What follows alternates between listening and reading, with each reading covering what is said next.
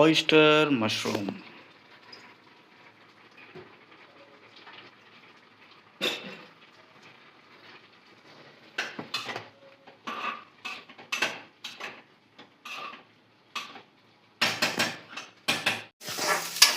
ఇలా కట్ చేసుకోవాలి oyster mushroom. ఇప్పుడు మనం టమాటో, పచ్చిమిర్చి, అల్లం వెల్లుల్లి పేస్ట్ చేసుకోవాలి. తర్వాత ఆనియన్స్ని ఫ్రై చేసుకోండి, డీప్ ఫ్రై చేసుకోండి. పేస్ట్ని ఇలా మిక్స్ చేసుకోండి ఆనియన్స్లో.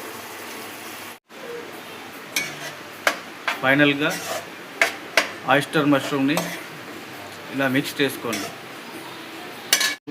ఉప్పు, కారం, ధనియాలు, కొద్దిగా వాటరు వేసుకోండి. ఫైనల్గా మన ఆయిస్టర్ మష్రూమ్ కర్రీ అయిపోయిందండి. చూసారా? హ్యాపీగా చపాతీ చేసుకొని ఈ కర్రీ వేసుకొని తినండి.